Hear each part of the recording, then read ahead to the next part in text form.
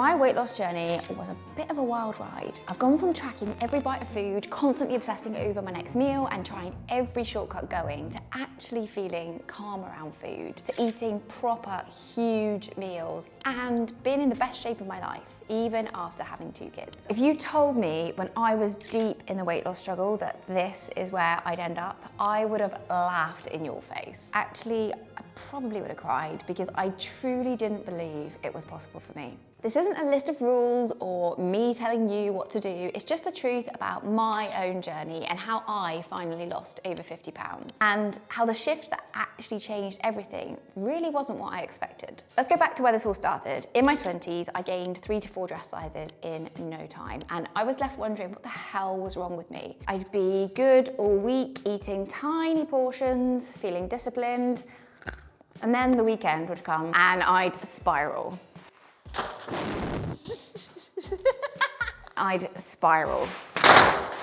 I'd eat all the forbidden foods I'd been denying myself, and then Sunday I'd spend wallowing and planning how I'd be better from Monday. Snickers are like bricks.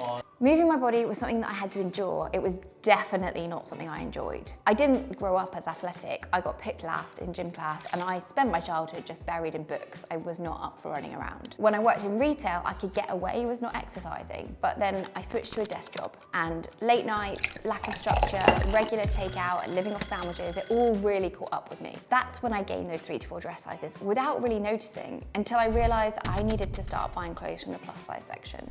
I wasn't pregnant, but I was buying maternity clothes to hide my body and to actually feel comfortable. And so the diet cycle started. You name it, I've tried it. Cutting carbs, paleo, weight loss shakes, clean 9, fasting, fat burners, all those ridiculous diet teas that are supposed to magically melt fat. Yep, did that as well.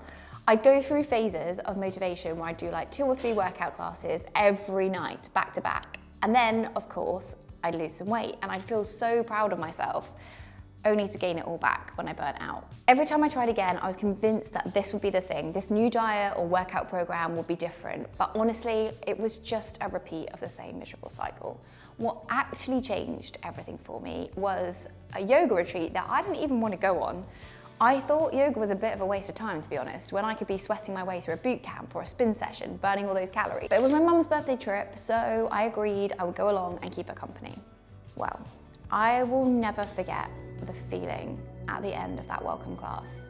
For the first time, I'd moved my body without trying to earn or burn off food, and I was just moving. It felt so good. Working towards certain poses suddenly gave me a reason to show up on my mat without anything to do with my weight. And just to be clear, yoga didn't transform my body overnight, but it did change how I saw my body. Instead of being something to battle into submission, I finally started to appreciate and enjoy exploring what my body could do. I began going to class 3 to 4 times a week, and for the first time ever, I was actually consistent with something. But deep down, I still wasn't happy in my body. I dreaded dressing for work, and when I was asked to be a bridesmaid, the pressure of being in the pictures was just the motivation that I needed to really try and lose that weight again. So I threw myself into yet another diet plan, and this time I did lose 2 dress sizes in a few months. So I felt good in a smaller dress at the wedding, I got loads of compliments, but I definitely hadn't got there in the healthiest way. Food felt like a full-time job in my brain, and I was either obsessing about my next meal or snack or beating myself up for what I'd just eaten. Despite looking slimmer, the food obsession and the all or nothing thinking was still there, and I was still 30 pounds heavier than I wanted to be. My progress didn't feel permanent, and I was constantly terrified of undoing all my hard work. I lived like this for years, losing and regaining the same 5 to 10 pounds, running myself into the ground with crazy workouts and restrictive diets, but always feeling like my body just didn't show this hard work that I was putting in. For a while, I thought there was something wrong with me, like maybe I had leaky gut, or my hormones were sabotaging my progress, or maybe this is just like genetically the size that my body was supposed to be. Then one day I was talking to a friend who's a coach, and I had a real breakthrough.